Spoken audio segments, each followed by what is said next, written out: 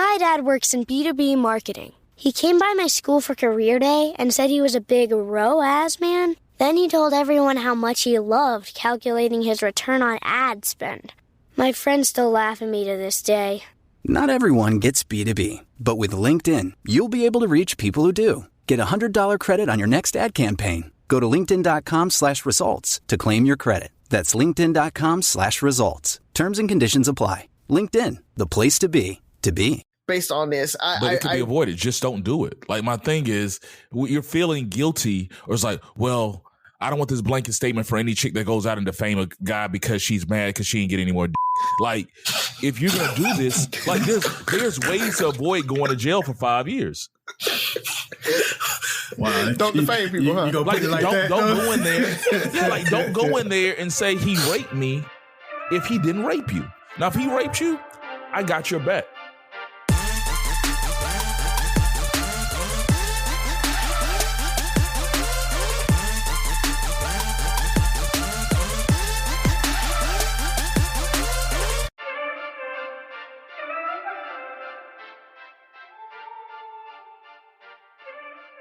What up, what up, what up, what up? It's Three Brothers No Sense. I am Tavares Ferguson, a.k.a. Ferg, joined with my co-host, Razi and Buff. Fellas, tell them what's on your minds. Chicago.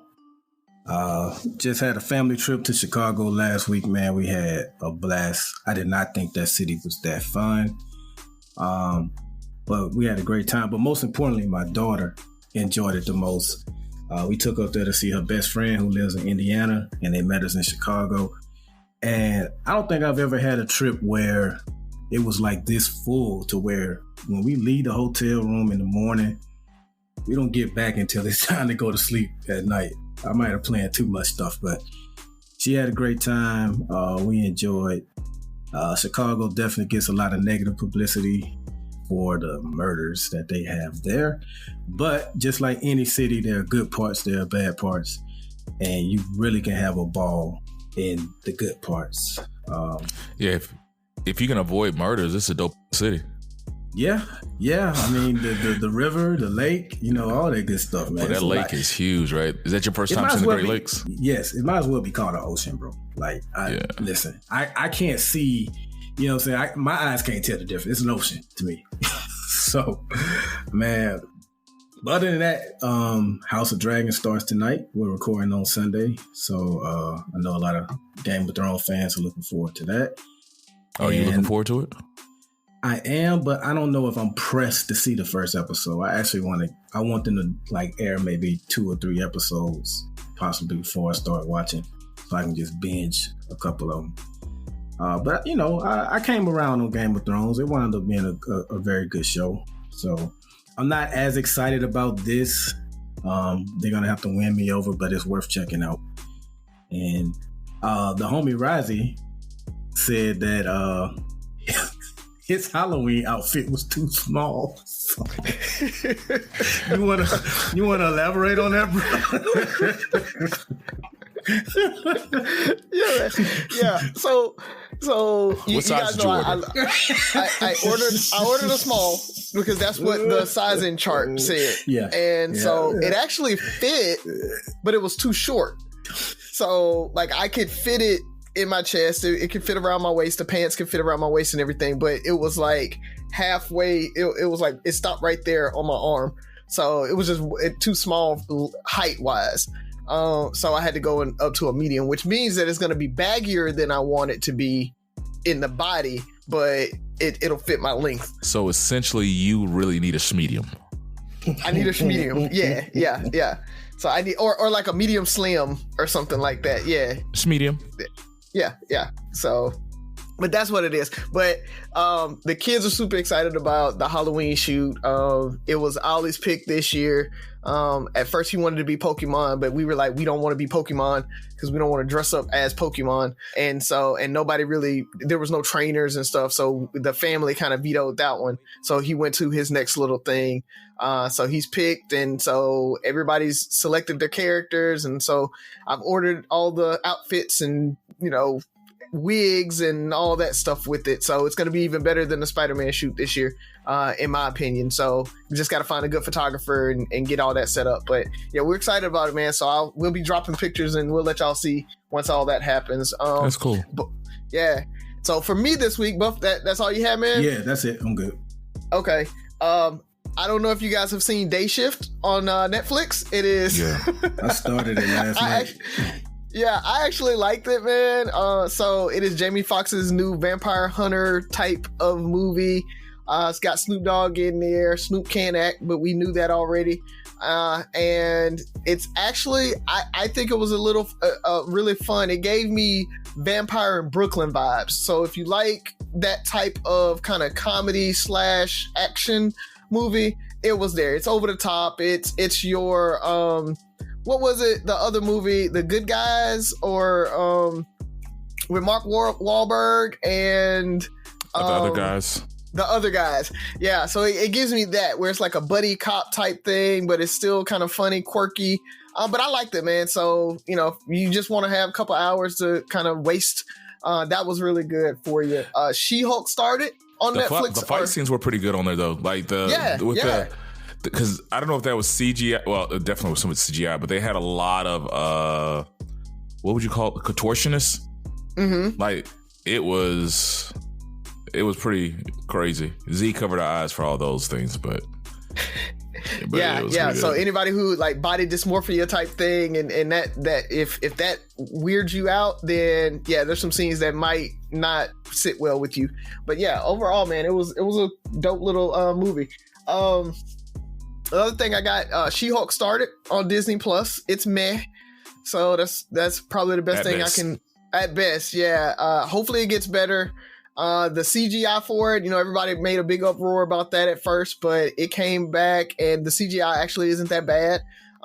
So, you know, I'm at least happy that they were able to kind of take that Sonic the Hedgehog approach and go and make it better before they drop the episode. Hopefully it gets a little bit better. Yeah, Buff, I did watch the new Predator and it's dope, man. So if you haven't seen that, go watch that. I would put it up there. It's probably the best Predator movie I've seen since the original. So I'd put it second in everything. It's really, really good. So it's not as much explosions and guns and all that stuff that you've come to know of Predator, but the kill scenes are, man. Okay, I might have to check it out today. Yeah. So that's all I got, man. I have been rewatching The Wire. When I got sick with COVID, that was one of the things I started back. I rewatched The Wire, and I put it in the group chat, but I totally missed the molestation plot line in it. Like Michael, I've seen it 3 times. I've literally watched The Wire 3 times, and this is my 4th time watching it. And it's the first time I'm like, oh, I caught that. Because they never mention it like specifically. And so if you haven't watched it, that's actually a really dope plot line. How molestation can kind of cause these differences in how kids grow up and what they do. So yeah, and then Chris kind of being molested too, and him understanding that. And so that whole plot line, man, was just super dope. And so Snoop, again, The Wire, not knowing best what show the hell ever. Going on. Snoop was like, "What the hell he do to you?" We didn't even get him in the bacon. So yeah, man. Again, The Wire, best show ever in the history of television. So you know, I know Game of Thrones tries to kind of be that, and it may have taken it if the season 8 wasn't so bad, but I still got to give it to The Wire, man. I think they tried to rush and wrap everything up in that one season. Mm-hmm. There was too much pressure. They Game was focused on Star Wars, right? Wasn't they getting ready to do the new Star Wars or something like that? Yeah. They were starting the new Star Wars trilogy. Okay. That they scrapped the whole new trilogy actually right now, but because I think Star Wars has shifted focus into more of the shows and stuff like that, like building out the storylines, and the movies almost being kind of a Marvel, where our standalone movies all work with each other, but it's not like this trilogy where we got to wrap things up in 3 parts, because that's what they've tried to do over the last 3 trilogies. So they're shifting focus, and I think that's a smarter play for them. is to actually just kind of say it's not a trilogy. It's just us telling the stories of the Star Wars universe. So that's going to be good for them to do. I think that's where entertainment is headed, because like we talked about Game of Thrones coming back with their new thing. Now I want to say in October, maybe September, Lord of the Rings is coming out with a series. And that looks like it's going to be pretty good. Yeah, they're spending more per episode for the Lord of the Rings than some movies get. It's crazy. That's believable. So I'm going to stick on the entertainment theme. Went to see Top Gun. It's dope as hell. Really good. They paid enough homage to the original. You respected that. The whole Rooster, Maverick dynamic was pretty cool. They just ended on a really good note. I like where it was going. But speaking of that movie, man, I know sometimes they show different, previews during the movies. But so there were two previews that just stood out to me. Well, one is, 2.5. Game of Thrones, not Game of Thrones. Hunger Games is coming back out with a new movie, which I'm excited about. But Devotion with Jonathan Majors looked really good. It was about it looks like a black fighter pilot in probably, I want to say, the Korean War, and because that's the forgotten war in America, the Korean War. And so the challenges of that is based off another true story. Kind of gave me Band of Brothers / Red Tails vibe. And Jonathan Majors does his thing if you put him in a role. So I'm excited about that. But boy, have y'all seen the previews or heard about Till? The only thing I've heard about Till is people complaining about how we don't need another movie about Till. Nothing about the actual movie. Bruh, that caught me so off guard. They said we don't need another one? Yeah. I don't think we've ever had a true... Maybe I missed... Is there a true movie about Emmett Till? There's a couple documentaries, but I don't think there's a movie about it. Like a drama or something. Dude, that caught me so off guard. I'm just sitting like, okay. Like, hold on. Bruh, I've never been in a movie theater. Like, I don't cry. I don't, but that the preview almost caught a player slipping. Oh, really? Like, it just because when you realize who it was and what was going on, and they made it about him, but also the people around him, like his mother, her whole story and all that stuff, the challenges she was going through. Because I'm not saying we, but I know for me, sometimes I look at historical events and I put them in that bucket of that one instant, right? It's, okay, this happened to him, this happened to his mother, and all the details around it, but you don't think about what it's like to wake up the next morning knowing that your son was killed and he's not coming back. You don't know, like, the death threats and all those things, and you still got to go to work. You still got to do, like, the real life. You don't make, for me, sometimes it's hard to remember that people are people. Every historical, plot, every historical, like, event had real people in it with real emotions, real struggles, in that little short preview, you kind of started seeing that. And I'm like, I think it comes out October 14th or something. It's coming out very soon, to the point where it's surprising that we haven't seen any previews or anything for it. So, yeah, October 14th. So if you get a chance, check out the preview. Go check out the movie. I'm actually more excited. It tugged on my heartstrings more than the Black Panther preview. Mm-hmm. Because you just saw, as a parent, that just imagining, and we talk about, and protecting our kids. And I think in today's climate, that idea of parents having to protect their kids, and then the story or the aftermath of not being able to protect them, how the fallout, all that stuff. Mm-hmm. So sorry to be a Debbie Downer. No, that's good, man. But it looks like it was a really good movie. One thing I was going to talk about, Ferg, did Sky start school back yet? School starts tomorrow. Like last week? Tomorrow? Okay. Yeah. All right.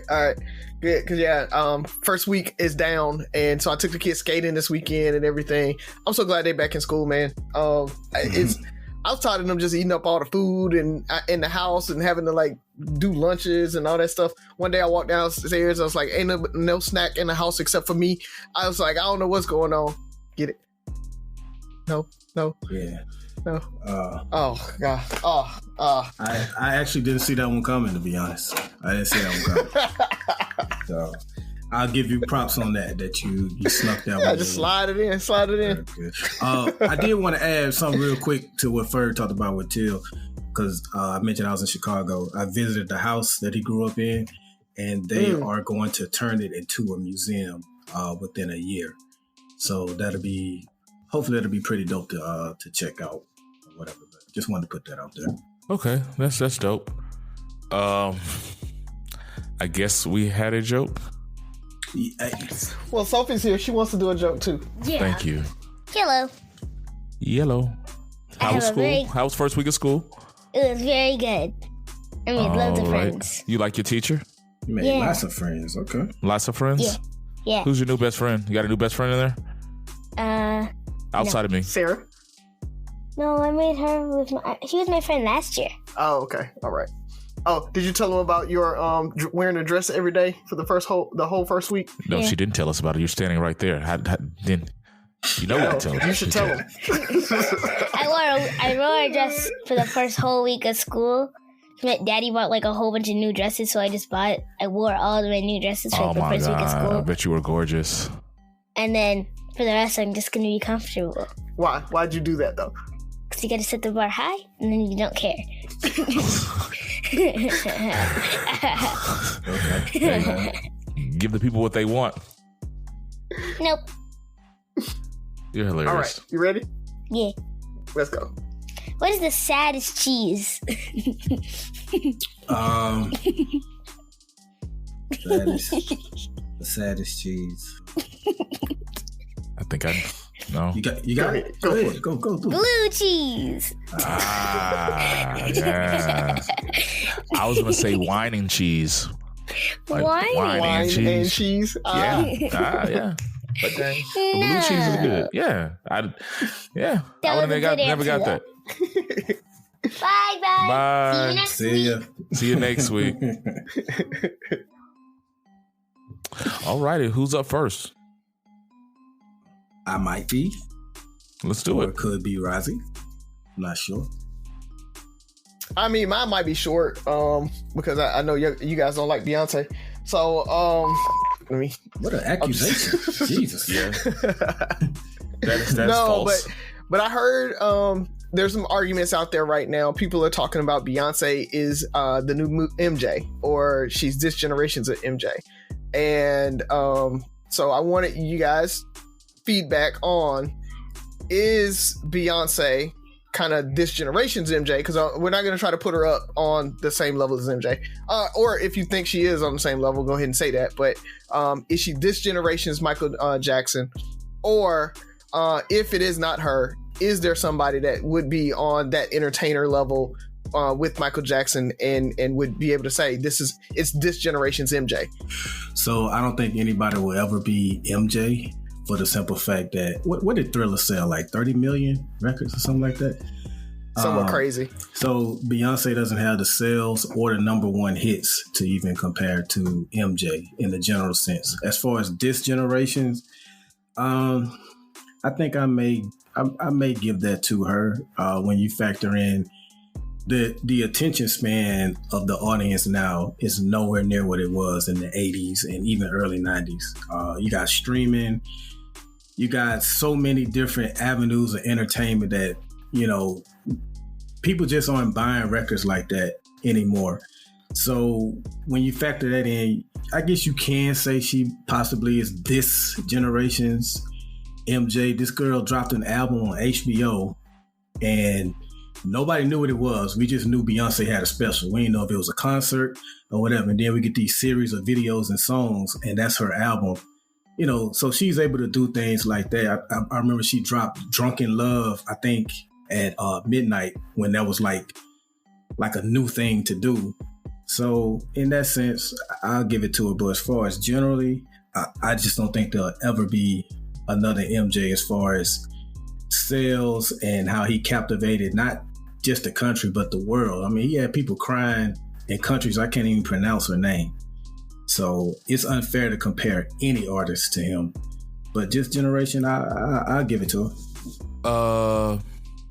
Yeah. As much as anybody can be MJ. I think like what Byron was saying with the time period, I don't think MJ had the competition. Everything he did was groundbreaking. And so when you're the first to do everything or do so many things, it's hard to compare. Now everybody has an MJ template and they know how to maneuver and make things happen. And he always was relevant, but he was always groundbreaking. And I will say this about Beyonce. She's always pushing the limit and she's very groundbreaking. Like Homecoming and all the stuff she did. Homecoming is her Thriller. Like Michael Jackson made a video into a movie. Like that had never been done before. It put him on a stratosphere above everybody else. Like nobody had done that. So the things that she's doing today to stay relevant, or not even stay relevant, to always make her ahead of the curve, is on some MJ type stuff. So MJ didn't have the opportunity to do the things she did. Beyonce doesn't have the opportunity to be the first and be as creative, and just because we've done so much. I mean, hell, Tupac's been a hologram. I mean, what else? There's only so many new things you can do to captivate and capture audiences. And then we're way more, if MJ would have been around today or social media would have been around, like the haters and stuff. So Beyonce still has to deal with the haters and all this stuff. The same way Michael Jordan didn't have to deal with some of the stuff LeBron has to deal with. Mm-hmm. It's the time period and the outspokenness of everything. It's not that I like Beyonce. I think she's awesome and great what she does. Do I have my critiques about her? Yeah. But to compare to, there's nobody else. If not her, then who? It's it's MJ and then who? As much as I love Prince is relevant and we love him for being Prince and stuff like that. But the length of time he's been relevant, and I will say that with Beyonce, her career or being on top, she outpaced MJ. Yeah, she's going on 4 decades, bro. Well, nope, not well. I forgot about. I keep forgetting. I can't take out the Jackson 5. Yeah. I can't take that. So you got to think Beyonce. They were playing Destiny's Child my freshman year in the dorm. This is 23 years ago, and we're looking 23 years later, and she's still the number one most relevant artist in the world. They love her everywhere. She has a beehive. She has all this stuff where she has a cult-like following. And maybe it's because, and I'm gonna leave with this, it's two-pronged. Because she's a woman, let's call it what it is, she doesn't have the same crossover appeal to as many men. So that kind of limits her. Like, if you one of y'all got on here with a Beyonce shirt and Beehive shirt and like y'all heard that, I'm like, okay, dude, like really, we know Razi's a bad bitch, but but MJ, everybody could like MJ, right? Yeah. Even if you have a crush on Beyonce, you still got to be kind of like there's a certain limit to her audience. Yeah, like you said, you can be like, Beyonce is bad, she's a bad chick, but I can't put on a Beyonce t-shirt. Yeah. But back then, you could put on an MJ t-shirt, and you could wear an MJ t-shirt as a guy today and still be like, crying talking about MJ. Not only could you put on an MJ t-shirt, you had MJ impersonators. You had guys walking around, white, black, Hispanic, name it. They were still MJ, walking around with the glove, the socks, everything. But at the same time, I think her cult following is women are loyal. If they rock with you, they rock with you. And so she has found the machine, she has found the formula because it's bigger than music. It's something about her that makes her music's really good, great, but it's what makes people love her the way they do. By the way, Thriller sold reportedly 47 million. So sorry about the 30 million shortchange there, MJ. 47 million. Is that still counting? Like, because his songs still get streamed today off of Thriller. Yeah. I don't know, because I'm seeing reports like anywhere from 47 to 70 million copies. So I don't even think they have the exact number because of that. But it's put like this. There's no artist that's going to touch that, I don't think. Yeah. Just because like we said, streaming versus nobody buys albums anymore, right? You listen to albums, and the problem with creating a new album, and that's why I don't like these new albums that come out with 30 songs and 40 songs, is it's like nobody's sitting and buying an album. You don't get credit for the whole album anyway.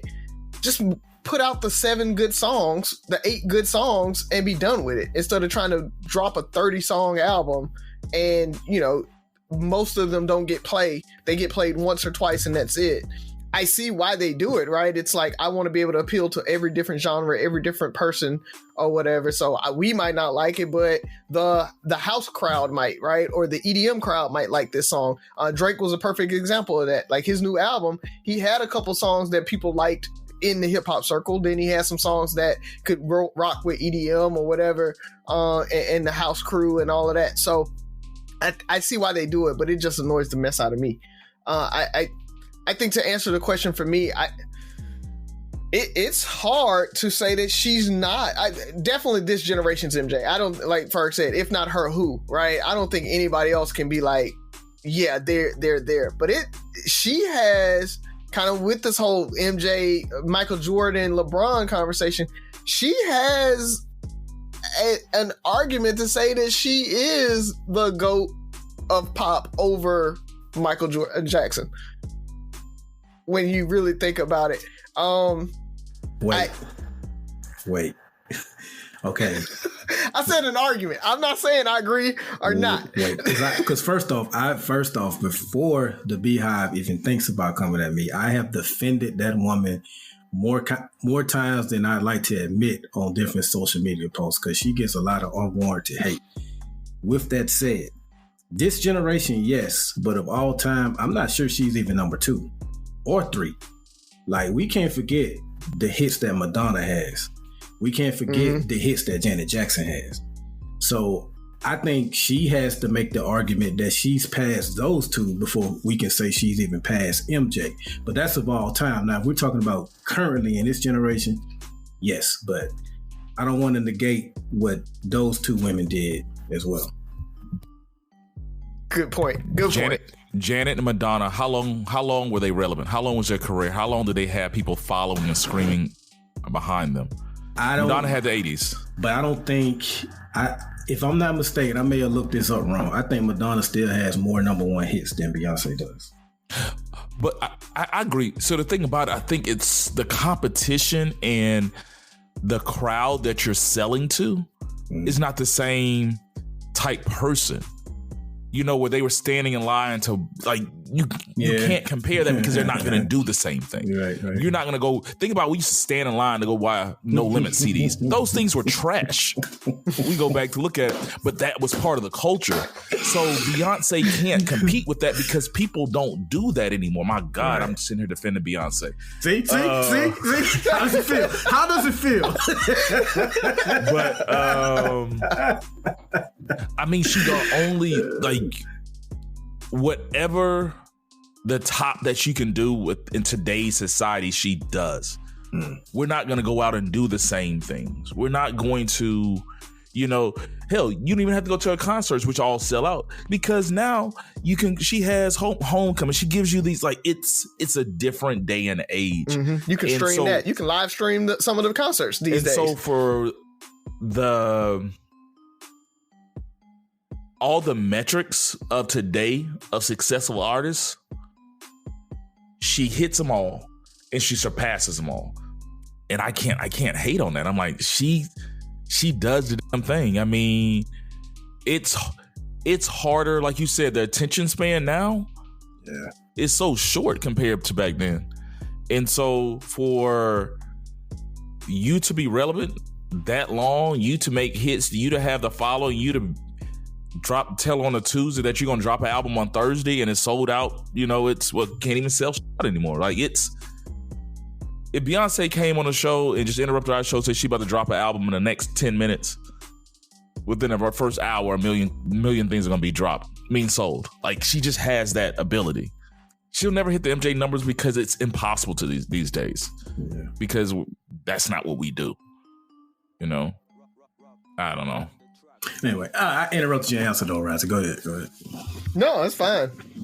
But I just want to say that "Break My Soul" was her first number one song in 14 years. See, that's all. That's the only point I was bringing up. Okay. Yeah. Like, she like you talked about Ferg. It's she's doing everything and hitting the metrics and everything for everybody today. So while I agree there can be an argument for her, but I agree. Buff with the Madonna and the Janets of the world. I think she's in the Rushmore of pop entertainers. I'll put her there. Oh, but yeah. That I think that it's debatable where she falls in that. She absolutely. How many more hits has she had? Because Rihanna has more than her, right? I don't know what Rihanna does, but I think Rihanna has more. She definitely is Mount Rushmore entertainer of all time. Because I like Janet. Maybe I shouldn't say that because I don't want Janet fans to. Beyonce sings. No, they don't. You don't have a J-Hive or anything, so you're good. Well, Beyonce sings a bit better than Janet. So combine all of that, she's a better entertainer. And that's why I still love Janet. I love Janet, by the way. Yeah, and that's why, like, when we had a debate, I think in Miami, I was saying there's people that do things better than her, but when you look pound for pound, dancing, she might be an 8, where you take somebody like Ciara, who's a 9.5, or a Missy, but when you combine their overall scores, Beyonce crushes it. And so my thing's like, she might be the GOAT for that category, but when I say she's not a 10, then it's like you can't critique Beyonce at all. So that was my biggest thing about it. But that's a whole other conversation. Mm-hmm.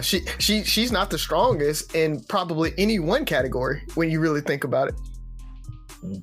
Any single category, she's not the strongest vocalist. She's not the strongest, maybe an entertainer, like her shows and stuff, but that's more production crew than it is her, right? Or whatever. She's not the best dancer out there, like you just named, Ciara's and stuff. So it's like she just has that package that comes together and gels to she is greater than the sum of her parts. Probably is the best way to put it. When Beyonce, she is that unicorn that can bring it all together and be like, oh no, she's the thing. So she's had 22 number one hits. Beyonce has. Mm-hmm. And what about Rihanna? It was like 33 with Rihanna.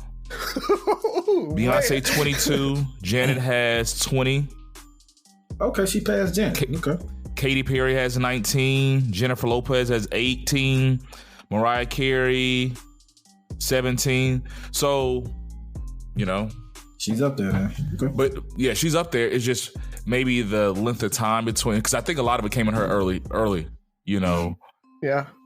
So with that being said, is Rihanna like that conversation? I don't even want to touch that this show, but is Rihanna there with her, or is it because Rihanna moved away from music right now? You don't think about that as much. But with the number one hits, you see, she's got the number one hits, and people talk about her concerts probably more than they talk about Beyonce's concerts when you talk about an actual concert and the entertainment value of them. Rihanna doesn't have the fan base, and it's very touchy how I say this, the mega stardom, like how MJ was above, like he was almost like a god to people. Like, he was borderline God when it came to entertainment. And I think Beyonce's the closest thing we ever had to that. You can have the hits don't matter. You can get on here and talk slang about Rihanna and you can have a few people mad. You talk noise about Beyonce. Beyonce has ended careers. Right. Right. No, you know what I'm saying? So that's the thing. It's whatever she put in the Kool-Aid, people drunk the Beyonce Kool-Aid. Mm-hmm. Gotcha. All right. Who's up next? So I'm going to stick with musical entertainers, but it's actually not a music question.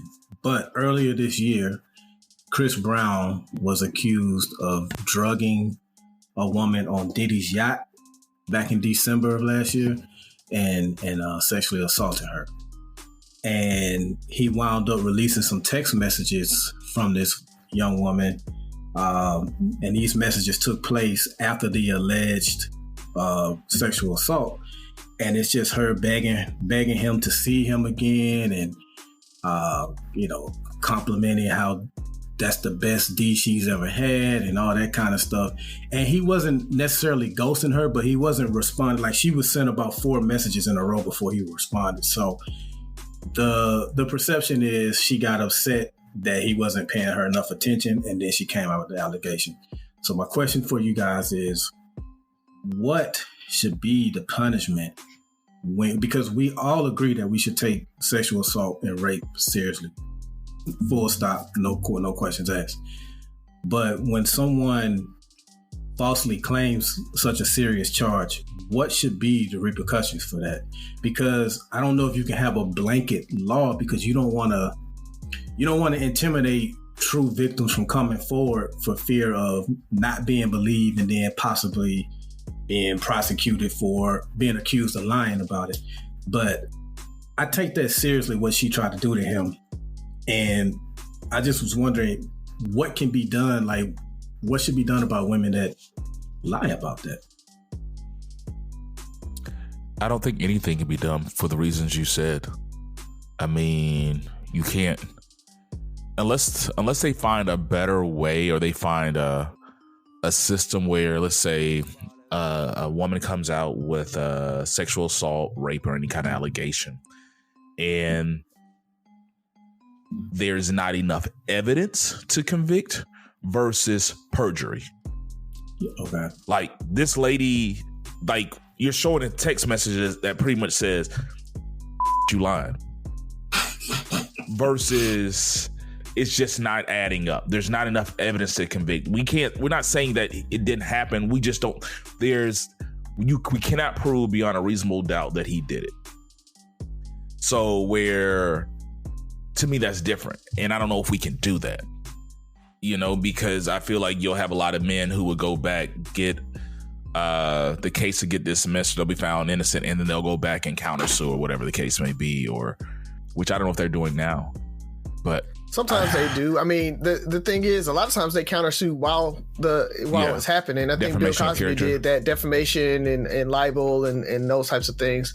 So I think the laws are already on the books for it, right? They have filing a false report. That is punishable, right? It's not a felony. I think it's a misdemeanor, but there's that. You can file a false report. There's libel. There's those types of things. So defamation of character. So you can go through the laws that are already on the book.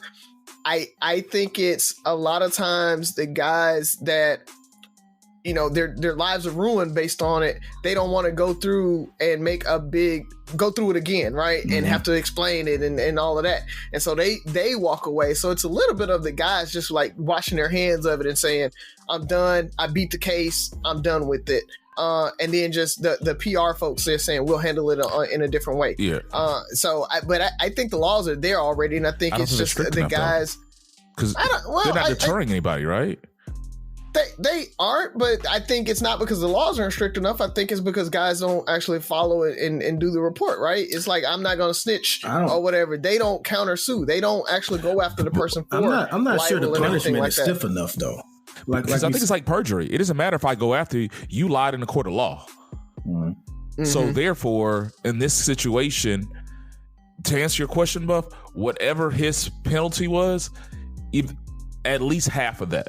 So if he would have been found guilty and then got 10 years, you're about to get 5.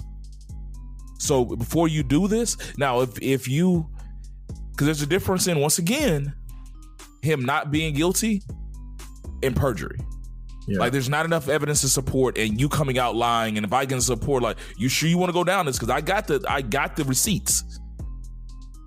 And for the listeners, among a series of text messages she sent him, one that stood out the most is she texted him. This is like a month after the alleged incident. And I have a question. Do you just be one to F me, or can we hang out like some chill during the day? I know you be busy and it's cool if you just want to F. I just want to know my role. Laughing emoji. So the lawyers that were representing her wound up dropping her after these text messages were revealed. Because think about it, if I want to countersue or whatever, if we're defamation of character, I'm gonna sue you for your money. She's probably broke, right? Mm-hmm. Like, what is a downfall? They find her guilty, whatever, Razi. You say the laws are in place. What could happen to her right now? She got a little misdemeanor. Yeah, that's it. I mean, like you said, I mean, it's going to be a civil case, so it's not criminal. So it's just money. It's that they're not going to do time. But really, it's the whole, like, if I get it, you look at the Johnny Depp and Amber Heard case, right? That's probably your prime example of that, right? Where Johnny Depp's like, she's defaming me, and we make this public case, and now all those text messages come out. People are watching, so they know that I didn't do it. So you're protecting your like persona and what people think of you, right? So I think that's really more so important than the money or what's happening. It really is just you keep that public or perception of you as somebody who's like, look, we were just smashing. It ain't got nothing to do with that. I don't drug people, right? And so maintaining that. But from a criminal standpoint, yeah, there's not a lot that they're going to do. They're not locking people up over defamation. I like what Ferg said. I like what Ferg said as far as there's a difference between just there not being enough evidence to prosecute versus we find out you just flat out lying. And that's what I want to go after. And I want to make the point, too, that statistically, there's a very, very small percentage of women that do that. I do want to put that out there. But for that small percentage that do this stuff, I think there needs to be a stiffer penalty. Yeah. So yeah, I'm just my thing on this. I'm against mandatory minimum sentences for pretty much anything. Mm-hmm. So I don't want that stiffer penalty to be out there, and now it just be a blanket. It's a blanket. Yeah. Everybody's getting this 5 years. Everybody's getting these 10 years. We're breaking up the black family and everything because of this. We don't want to do that based on this. But it can be avoided. Just don't do it. Like, my thing is, you're feeling guilty, or it's like, well, I don't want this blanket statement for any chick that goes out and defame a guy because she's mad because she ain't get any more Like, if you're gonna do this, like, there's ways to avoid going to jail for 5 years. Wow. Don't defame people, huh? You go put it like that? Don't go in there. Yeah, like, don't go in there and say he raped me if he didn't rape you. Now, if he raped you, I got your back. But if you're doing this because of whatever, and then she's dumb enough to text and keep going and all this stuff, like, what do you, unless he was ghosting her and then she came out with the charges later, or was like, during all of this, she's still texting him. Yeah. I mean, it's stronger if he was texting her and she was ghosting him. So my thing is, because think about, but also imagine she never texted him. Same situation, but she never texted him. So I got you. And she lied. This dude could be under the jail right now. Mm-hmm.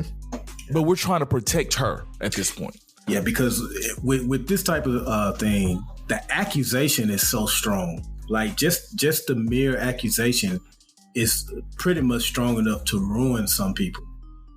So let alone any, like, a lot of times you don't even need any credible evidence. Just the accusation is enough to make people start looking at you differently. So yeah, they weaponize the accusation, right? Same way Karen's called and be like, oh, this person's doing this thing to me and they're black and you're calling the police on them. And so I'm weaponizing the accusation and weaponizing the system against this person just because. Yeah.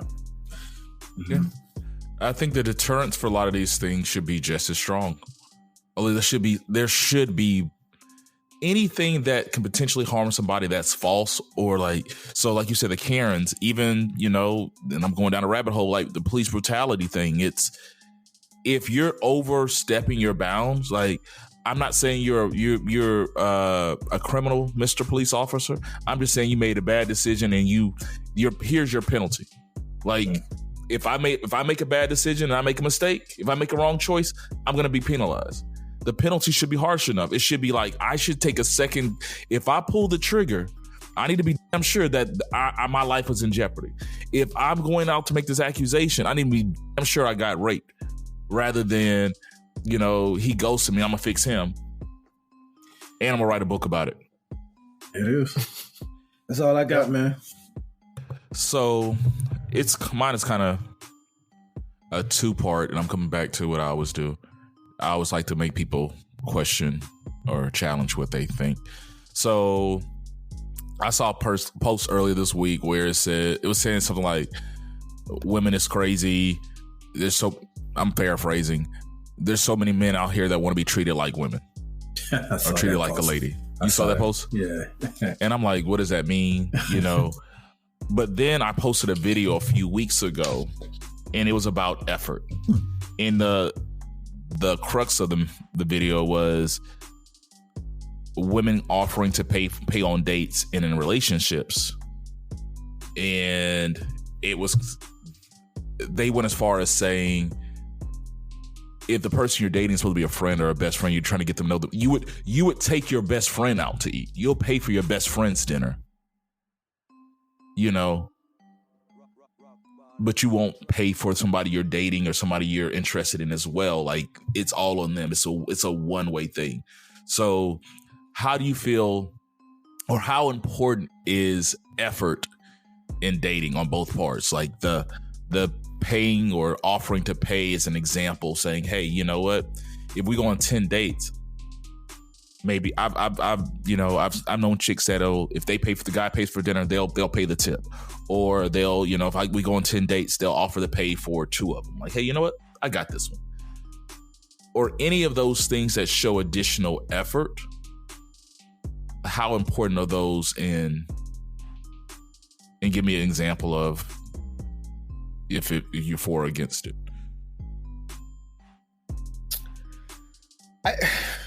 Y'all know my thought process on this one. They got the right to vote. So it really is. I am not all on this whole I gotta pay every time. But it's funny, looking back on it, I do probably pay most times. And it's an automatic thing in my head that, you know, I pay. But it's that effort you're talking about, Ferg, that I got it, that goes a long way for me, because it's one of those things that I don't need you to get it. I can pay for every, you know, date. It's not a big deal for me to say, hey, prime example, this Chicago thing, right? Hey, I got tickets to Chicago. You want to roll or whatever? Will you come with me? And all of that. I got it. Don't worry about it. I got everything for the night. But it's a different thing. Every once in a while, you say, I got tickets to something, or, hey, I want you to accompany me here. I want to go, let's go eat. I want to go eat and I want you to come with me. Right. And it's not being treated like a woman. I think that example you gave of, like, if you want me to be a helpmate, if you want me to marry my best friend, if you want me to treat you as an equal, then you need to be an equal, right? You need to be setting it out sometimes. You need to be saying, I got the tab at the bar, or, hey, we're going out and I'm going to do these things for you.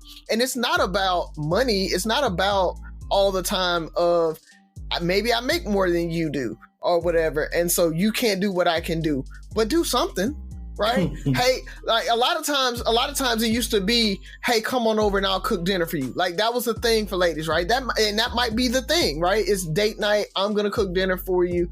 I'm going to pamper you. I'm going to do something for you that you don't have to come out of your pocket for it. You don't have to be stressed. You don't have to plan the night. You don't have to do all that stuff. And I think what ends up happening is women default to that, where that's the only time that they plan a date is I'm cooking dinner for you, come on over. And that's their idea of planning a date. Anything else, if we step outside of the house, the guy has to pay. The guy has to be the one that's doing it. And I think that's where we need to separate it or change that mentality to say, when we step out, if it's something that you really want to do, why don't you pay for it? Right? I don't like going to this. If you want to go to a Beyonce concert and you want me to go to the Beyonce concert with you or whatever, how about you pay for those tickets and that's your date night or whatever, because I'm here to accompany you and I want to see you have fun and all of that. But sometimes it's like, do something for me. I want to go see Bun B. I want to go see, this concert that's coming through or whatever. And you know that. Set me out with the ticket. Set me out and be like, hey, I got it. We're going, we're going to go by this little cigar bar after, yada, yada, yada. That's your date night or whatever. That shows, that effort that you're talking about, that extra effort shows that you're interested in me. You listen to me and you listen to what I want and you're interested in me being happy and not just how I can make you happy. Because I think that's what happens too often in relationships and dating, especially with women, is all they're looking for is what the guy can provide to them and how to make them happy. And they're like, I'm going to be me and he better like me. I'm the catch. I'm the snack.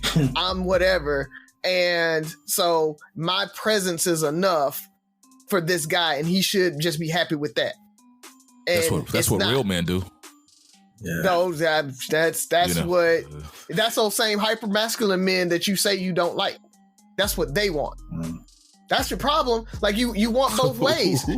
That's your problem. You want both sides. Talk to him, Razi. Talk to him. Yeah, you want the guy. You want the guy that's gonna be the provider and lead and pay for everything and not want you to pay anytime you go out. But at the same time, when he starts telling you what you can and you can't do, he's overstepping, right? Or he's telling you how he want things, and you're like, no, I don't want to do it that way. Well, if he's paying for everything. If that's the guy that you want, that's going to be this hyper masculine, lead the way, tell you what to do, take the lead on everything, then you can't be mad when he's trying to take the lead on everything. So you gotta find that balance. You got to give and take somewhere. Well, Razi pretty much said everything. I'll just say, I don't want to downplay money. I know a lot of times people say money isn't everything, and it's not. It's not everything, but money represents time. For most of us, time you spent at work, time you spent earning it. So when a woman on that 8th or 9th date decides to say, hey, I got this one, that in my opinion would mean a lot to me, because that means, hey, you don't always want me spending mine. You can pick it up sometimes. So I think in 10 dates, I feel like 3 of them, or 4 if she's generous, but at least 3 of them, she need to pick up the tab. I do think at least offer. Yeah, at least exactly. At least offer, man. I am a bit old school. I think most of the time the man should pay, especially if you're the one that's initiating the date. Like, hey, what are you doing next Friday? Let's go here. If it's your plans, then 9 times out of 10 you should pay for it. What's up, Ferg? But don't we almost have to do that? Like like. And we've all been out I've been out the dating scene for a while, but I remember like it's expected of us to take the lead in initiative, because if she's planning all the dates, we're weak. So if whoever plans the dates paying, hypothetically, like if you're asking to take me out, then you should be paying. But it's like, if I'm not asking you out, then what kind of man am I? And well, I think in the beginning, yes. I think like the first few dates, yes. But if you guys are like dating, and especially dating towards an end goal or whatever, around about that 4th or 5th date, it's time for her to come up with an idea, is it not? Like, is it always on the man? Yeah. So I like I was saying about the whole, you got to plan some dates too. Yeah. And it don't always have to be, I'm cooking for you, come over. Like, plan something other than that. And along with that, it needs to be you paying, right? I mean, don't plan a date and then expect me to pay for it. I'm cooking for you. So, you do that anyway. You just make an extra and invite me over. Like, you gotta cook anyway. So it ain't nothing special. Hamburger helper. I'll say this too, real quick. For a lot of the people that make those posts, because I did see that post, and I don't know if they were sharing it or if they made it, and I forgot who I even saw that from. But the people who originally make those type of posts, usually are probably single. I don't have a good dating track record anyway. So. Yeah. You know my thing. I don't take dating advice from single people. You can't tell me. Yeah, but so I always look at this. I've asked this question a couple of times. It's like the trading places. Would you want to be, and not being gay or trans, like think about the expectations of a woman in 2022, a single woman. Would you want to find yourself in that position? You know, and then same thing for women. And would you do those things? Same thing for women. As a man in 2022, if you were a man in 22, would you still live up to those expectations? How would you feel if you're expected to pay everything? If it's you're dating or you're married and the premise is happy wife, happy life, you know, would you do those same things? How would you feel if you knew that these were your expectations? Yeah. Or better yet, how are you raising your son? Because you see it a lot of times, they raise their son. It's like, my son's not going to be dumb like that and pay all the time and always simping on chicks and everything. Yeah. But then that's what you want your guy to do when he's trying to date you. Yeah. So, effort. So when I first thought about this question, I'm like, what do we want? What do we appreciate? Because we can go out date and stuff like that. And if they like us, what's the reward? How do they show us that they like us? Outside of time. And my time will show you how I show you. But what does it really come down to? Come on, say it. Come on, don't be scared. It's nanny. It's nanny. That's what it is. Byron, agreed? Yes. Yeah. So you've heard it here first on Three Brothers No Sense. Ladies, isn't payment. It's not. It is not what we want. I rather the effort. I rather you show me that you're really into me, especially if you've been doing this as we get older, you've been doing the same way, you know, because all of a sudden there's like the 3-date rule, the 5-date rule, the 30-day rule, the 90-day. Like if I make it to day 91, if every guy makes it to day 91, everybody's getting the same payment. My thing is try something different. If you're 40, 35, you've been dating and you've been doing the same thing, you get the same action, and this is what real men do, and this is how women, and it's gotten you the same place, there's no harm in trying something different. You know, it made me think of Cigar Bay. That's why she went viral, because it was the effort she put into showing her date that she cared, that she was listening. Yes. It was just a little bit. Then she said they were going someplace else that she was doing. Like, I don't know if that worked out, but it's... And think about the pushback she got just for of course she did. A cigar she didn't even pay for. She's mispicked me, right? Yeah, she had women like, why are you doing that? You do it too much. Like, damn, we ain't worth a free cigar? Yeah. But we supposed to buy you Birkin bags and all this stuff. Like, my thing is, would you do those things? I used to ask chicks all the time. Back when I was single, you know, I have a bunch of female friends and they had these ideas of their wedding and the kind of guy they were going to marry and how much their wedding ring would cost. You don't have the guy, so he doesn't exist, so his income doesn't exist, but you got this $10,000 ring picked out. Would you spend half of that on him? Would you buy him a $5,000 gift, $5,000 investment, a $5,000 watch, or whatever that is? Would you spend that same money on him at one point in time? But it's different. It's all about effort. Everybody, you know, when you play sports, when you're at work, they appreciate the effort you're putting into. You're not going to always hit the goal, but it's just try something different. It isn't payment. Or a gift. It's not a gift. With that being said, anything else, fellas, Dad? Good, man. All righty. Let's go ahead and close on out. At the top of the show, Ferg, when you mentioned Emmett Till, you said something about, you know, the thought of not being able to protect your kids. This week, so my daughter starts school tomorrow. I believe your kids do too, Ferg. We got an email a few days ago about a kid that I'm assuming took their life if you read this email, because they said, you know, an 8th grader passed away, and make sure you're checking on your kids. And that their behavior isn't significantly changed and things like that. I just want to echo that. That's something Tabitha and I try to do a lot with our daughter. Just make sure she's good, ask her is anything bothering her. Just always pay attention to your kids' behavior because you never know what they could be dealing with and they may not be comfortable sharing it with you. So just create that space where they feel comfortable doing that, and you can prevent tragedy. It's very sad, with the social media world we live in. It's hard enough on adults. I can't even imagine what it's like on teenagers, seeing all this perfection, air quotes, on there and trying to live up to it. So just look out for your kids, man. I want to thank the Inspire You on air audience for rocking with us. Don't forget you can subscribe to us on any podcast platform, and just continue to check us out. We love the support. We love the interaction on Facebook and Instagram too. So keep that up because it's extremely fun on a day-to-day basis with you guys. Definitely. And all I was going to add, you mentioned Inspire You on air. Everybody's listening to the podcast. We want to hear from you guys. So hit us up, 3brothersnosense@gmail.com.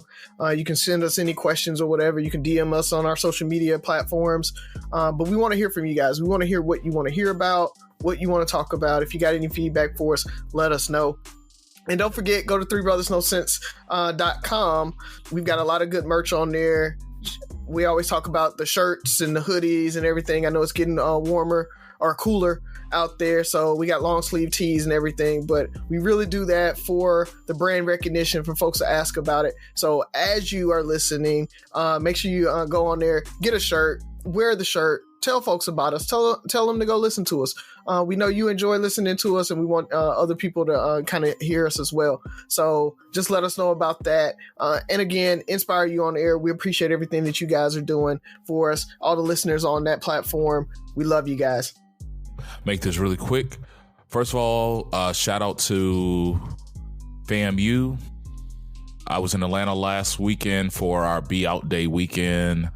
When I say the alumni from FAM, especially in Atlanta, put on a show, that was an awesome event. So to the Friends of FAM alumni group, great job. I was so proud to be a Rattler. Shout out to Viger for winning the Battle of Pritchard. I didn't know when it got so big, that Viger and Blunt game, but that's all I saw. That flooded my timeline all weekend. It's always been big, man. That's always been a huge game. So I remember growing up, my mom's a Viger alum, and yeah, it's always been huge. Yeah, I think I went to that game once. Yeah. But y'all didn't go to Plateau either, so that's nobody. That's people my in hood. Plateau didn't go to Plateau. So there's that. And last but not least, another shout out to the Bruz Bookshelf. They have been on one recently. So I mentioned this other day about their Malcolm X episode, but they are currently reading a book called Punch Me Up to the Gods. The second episode released this past week, and I think the episode 3 is coming out Monday or Tuesday. Please go listen. It was really a really good listen. Sounds like a really good book. Once I finish reading my current book, I'm gonna check that out. But the Bruz Bookshelf, Lenny, my line brother Derek was on there, Teresa, Donovan, y'all did a great job. Harvey, everybody, keep up the good work. We have to get you guys on the show one day, maybe as the whole Bruz Bookshelf. We haven't figured that out, but great job. Once again, the Bruz Bookshelf, you can check them out on any podcast platforms just like us. Anything else, fellas? By this time, I think most people are going back to school. I hope and pray for a safe and productive school year for all the kids. Parents, I pray for your mental state. I know the waking up early, dealing with kids, all that stuff is a challenge. So, the holiday season be here before you know it. So, but 3 Brothers No Sense. Listen, like, share, subscribe, and comment. Most importantly, listen again. Talk to you next week.